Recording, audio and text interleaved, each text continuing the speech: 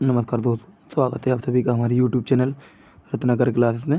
तो जैसा कि हम लोग एल्डिहाइड कीटोन बनाने की विधियों को पढ़ रहे थे, उसमें लास्ट एक मेथड बचा है हमारा स्टीफन अभिक्रिया। तो इसमें देखिए क्या होता है कि इससे सिर्फ एल्डिहाइड बना सकते हैं। क्या है? Methyl cyanide. देखिए CN होता है साइनाइड जब किसी के साथ जुड़ा है, और CH3 आपको बता चुके हैं मेथिल होता है, तो ये नाम हो जाएगा मेथिल साइनाइड। मेथिल साइनाइड को ईथर में घोलकर स्टेनस क्लोराइड तथा HCl अम्ल से अभिक्रिया कराने पर एसिटाइलडीन प्राप्त होता है। इस लवण का जल अपघटन करने से एल्केनॉल यानी कि एस्टल्डिहाइड प्राप्त होता है। ठीक है, तो ये है आपका मेथिल साइनाइड को इस तरीके से लिखा है, और अपचयन कराने के लिए +H करते हैं। इसके बाद हम क्या करेंगे, ये हमारा स्टेनस क्लोराइड के साथ में क्या करा देंगे रिएक्शन, तो इस तरीके से आपका बन जाएगा एसिटाइलडीन, और जिसका क्या कर देंगे जल अपघटन, तो हमारा बन जाएगा एस्टल्डिहाइड। ठीक है ना। इस विधि द्वारा फॉर्मेल्डिहाइड और कीटोन नहीं बना सकते, तो ये ध्यान रखना। इसके बाद हम देखेंगे भौतिक गुण और रासायनिक गुण। ठीक है, तो आइए देखते हैं। तो यहाँ देखेंगे पहला पॉइंट है फॉर्मेल्डिहाइड कमरे के ताप पर गैस है। तो फॉर्मेल्डिहाइड का फार्मूला होता है HCHO।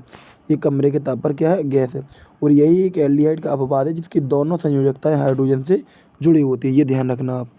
इसके बाद है एल्डिहाइड कीटोन रंगीन बाष्पशील उदासीन द्रव है तथा उच्चतर सदस्य रंगीन ठोस है। तो ये ध्यान रखना है, एल्डिहाइड कीटोन कैसे रंगीन बाष्पशील उदासीन द्रव है, यानी कि नाम्लीय है न क्षारीय, और उच्चतर सदस्य कैसे है, रंगीन ठोस है। इसके बाद निम्नतर एल्डिहाइड तीक्ष्ण गंध वाले होते हैं, जैसे फॉर्मेल्डिहाइड एस्टल्डिहाइड की बात करें, जबकि उच्च एल्डिहाइड तथा सभी कीटोन फलों जैसी मधुर गंध युक्त होते हैं। तो ये कुछ भौतिक गुण है इसके। कार्बोनिल यौगिक का क्वथनांक संगत एल्केन से उच्च होता है। एल्केन संगत का मतलब यहाँ तो अणु भार अगर समान है और किसी को अगर हम देखें तो उसमें ज़्यादा हो जाएगा। तो यहाँ नेक्स्ट पॉइंट देखेंगे हम लोग एल्डिहाइड कीटोन, ये बात निम्नतर एल्डिहाइड तीक्ष्ण गंध वाले होते हैं, ये बता दिया आपको। और ठीक है, कार्बोनिल यौगिक का क्वथनांक संगत एल्केन के यानी कि अणु भार समान होगा, तो क्वथनांक किसका ज़्यादा होगा, कार्बोनिल यौगिक यानी कि एल्डिहाइड या कीटोन का। कार्बोनिल यौगिक का क्वथनांक अपने संगत एल्कोहल तथा अम्ल के क्वथनांक से कम होता है, यानी कि एल्कोहल की बात करें या तो ROH एल्कोहल या कार्बोक्जिलिक अम्ल, ये इनकी बात कर रहे हैं। अगर अणुभार समान है और एक एल्डिहाइड है और एक कोई एल्कोहल, कोई भी एल्कोहल की बात करें, और अणुभार समान है उसका, तो क्या हो जाएगा, उसको एल्कोहल का ज़्यादा हो जाएगा। और अगर अम्ल है कोई और उसका अणुभार समान है एल्डिहाइड से, तो किसका ज़्यादा होगा, कार्बोक्जिलिक अम्ल का ज़्यादा हो जाएगा। ठीक है, आइए नेक्स्ट देखते हैं, इसमें कुछ लिखा है। ठीक है, यहाँ पर लिखा है क्वथनांक के बारे में लिखा है, हाइड्रोकार्बन से ज़्यादा होता है ईथर का, और ईथर से ज़्यादा होता है एल्डिहाइड का। ठीक है, और सेम कंडीशन है, हाइड्रोकार्बन ईथर का ज़्यादा ही है, और अगर एल्डिहाइड के जगह कीटोन है तो कीटोन का ज़्यादा हो जाएगा। इसके बाद अगर एल्कोहल की तुलना करें एल्डिहाइड और कीटोन की, तो दोनों से ज़्यादा किसका होता है, एल्कोहल का, यानी कि इसी पॉइंट से ये पॉइंट निकल के आया है आपका। आइए कुछ यहाँ पॉइंट्स यहाँ पर लिखे हुए हैं, तो उसको थोड़ा समझ लेते हैं। और ये यहाँ पर सीक्वेंस लिखा है, कभी कभी सीक्वेंस से भी क्वेश्चन पूछ लिए जाते हैं। जैसे क्वथनांक की बात करें, ये फॉर्मेल्डिहाइड, ये एस्टल्डिहाइड, दोनों एक ही ग्रुप के हैं। अब इनका अणुभार इसका देखेंगे तो ज़्यादा हो जाएगा, तो अणुभार के हिसाब से कंपैरिजन होता है, क्योंकि क्वथनांक जो होता है अणुभार के समानुपाती होता है। तो देखिए क्वथनांक अणुभार लिखा है, तो यहाँ पर लिखा है फॉर्मेल्डिहाइड से ज़्यादा होता है एस्टल्डिहाइड है, एस्टल्डिहाइड से ज़्यादा हो जाएगा आपका किसका, प्रोपेनएल्डिहाइड का। ठीक है, CH3 CH2।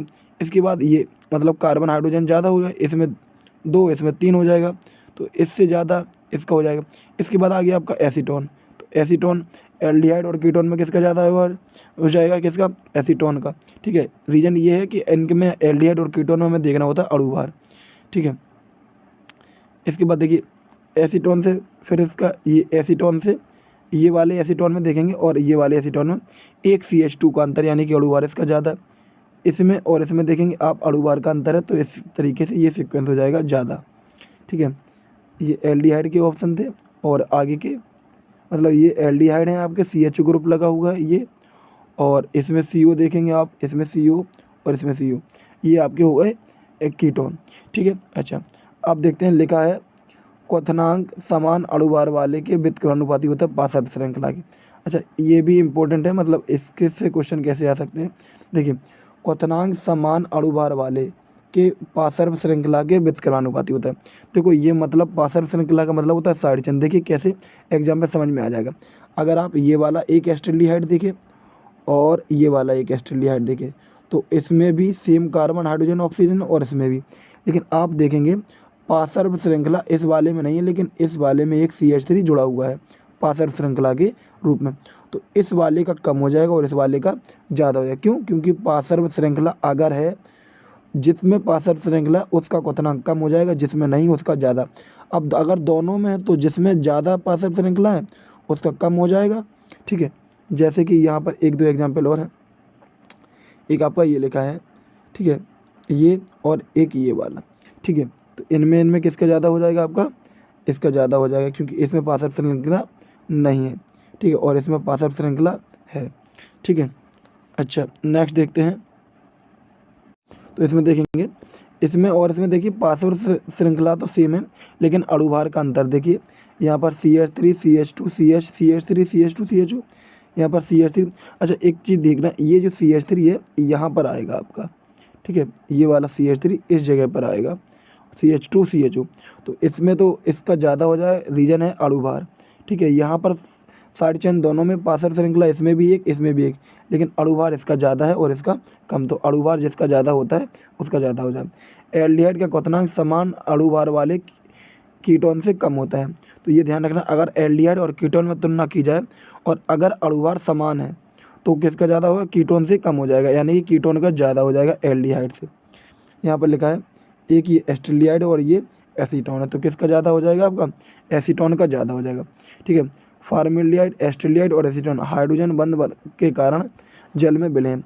तो एक पॉइंट ध्यान रखना, ऑर्गेनिक में जो भी कंपाउंड अगर जल में विलय है तो उसमें सबसे बड़ा फैक्टर रहेगा आपका हाइड्रोजन बंध। जितने भी यौगिक होंगे ऑर्गेनिक में आप देखेंगे, अगर वो जल में विलय और क्वेश्चन पूछा जाता है, एक ऑर्गेनिक कंपाउंड आपको देगा ये जल में विलय नहीं है, और दूसरा ऑर्गेनिक कंपाउंड दे वो जल में विलय बोला जाए, तो ध्यान रखना उसका कारण ये क्या हो सकता है? हाइड्रोजन बंध। ठीक है, चलिए नेक्स्ट देखते हैं।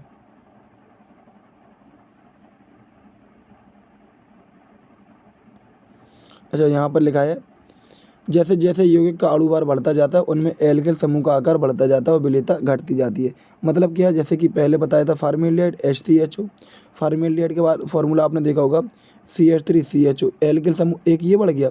इसके बाद जो दूसरा आ जाएगा उसका क्या फॉर्मूला? जैसे कि पीछे एग्जाम्पल में आपको बताया CH3 फिर CH2 फिर CHO, इसके बाद दूसरा आएगा फिर CH3 फिर CH2 फिर CH2 और CHO। तो ये जो एल्किल समूह बढ़ता जाता है, इनकी वजह से जल में घुलने की शक्ति क्या हो जाती है? कम हो जाती है। ठीक है, यानी कि विलेयता घटती जाती है। अच्छा अब हम देखेंगे रासायनिक गुण। तो ये जो योग अभिक्रिया है ये काफ़ी इंपॉर्टेंट है, तो आज योग अभिक्रिया और विस्थापन अभिक्रिया का प्रयास करेंगे कंप्लीट करने का। ठीक है, तो अभी टाइम तो हो चुका है, वैसे योग अभिक्रिया को हम कंप्लीट कर लेते हैं क्योंकि लेक्चर को ज़्यादा बड़ा ना रखेंगे। आइए देखते हैं योग अभिक्रिया। HCN का योग, एक सेकेंड, हाँ HCN का योग। देखो जब HCN का योग करेंगे तो बनेगा एस्टेल्डिहाइड साइनोहाइड्रिन। अगर एस्टेल्डिहाइड है तो एस्टेल्डिहाइड साइनोहाइड्रिन बनेगा, और एसीटोन होगा तो एसीटोन साइनोहाइड्रिन बनेगा। देखिए यहाँ पर हमने अलग तरीके से लिखा है। फार्मूला एस्टेल्डिहाइड का होता है CH3 CHO, लेकिन पीछे जैसे आपको परिभाषा बताई थी ये कार्बोनिल ग्रुप की एक संयोजकता एल्किल से और एक संयोजकता हाइड्रोजन से, तो इस तरीके से हमने जोड़ी है। इसके बाद यहाँ पर जो हाइड्रोजन है आपका, एक हाइड्रोजन OH के ऑक्सीजन के साथ चला जाएगा तो OH लग जाएगा, और एक जगह क्या लग जाएगा? CN, यानी कि इस तरफ ये जो हिस्सा है इस तरफ हमें चेंज करना है, इस तरफ कोई भी चेंज नहीं करना है। ठीक है, सेम रिएक्शन अगर हम बात करें एसीटोन की, तो एसीटोन में देखिए बेटा क्या होगा, यहाँ पर एल्किल समूह होता है, हमें चेंज कहाँ करना है? केवल इस साइड चेंज करना है, तो फिर से वही जल चला जाएगा, ऑक्सीजन के पास चला जाएगा हाइड्रोजन, तो OH यहाँ लग जाएगा और CN सेम जगह पर रहेगा, तो इसका नाम हो जाएगा आपका एसीटोन साइनोहाइड्रिन। ठीक है, तो ये काफ़ी इंपॉर्टेंट रिएक्शन है, काफ़ी मोस्ट इंपॉर्टेंट में कई बार पूछी जा चुके हैं ये रिएक्शंस। ठीक है, तो इसको भी देखेंगे सोडियम बाईसल्फाइड का योग। तो इसमें भी सेम रिएक्शन है। क्या रिएक्शन है? इस तरफ चेंज करेंगे, इस तरफ कोई चेंज नहीं करेंगे। क्या करेंगे? सेम वही, हाइड्रोजन को किसके पास देना? ऑक्सीजन को, तो OH लग जाएगा, जो बचेगा SO3Na बचेगा, तो यहाँ पर लिख देंगे SO3Na। इसका नाम क्या है? एस्टेल्डिहाइड सोडियम बाई सल्फाइड, यानी कि सेम नाम है, एसिटाल्डिहाइड से क्रिया करा और ये है सोडियम बाई सल्फाइड, तो बन जाएगा आपका acetaldehyde sodium by sulphide. Next देखते हैं, यहाँ पर है हमारा एसीटोन का, तो फिर से वही इस तरफ चेंज करना है, इस तरफ चेंज नहीं करना है। क्या करेंगे, ऑक्सीजन को सॉरी हाइड्रोजन को किसको दे देंगे, OH को, तो क्या लग जाए OH, और ये बन जाएगा SO3Na, यानी कि सेम रिएक्शन हैं आपके जो एसिटाल्डिहाइड के वही एसीटोन की है, थोड़ा सा चेंज करना है। इसका नाम हो जाएगा आपका एसीटोन सोडियम बाई सल्फाइड। ठीक है, तो अब नेक्स्ट रिएक्शन को हम अगले लेक्चर में कवर करेंगे, तब तक वीडियो देखते रहिए। वीडियो देखने के लिए धन्यवाद।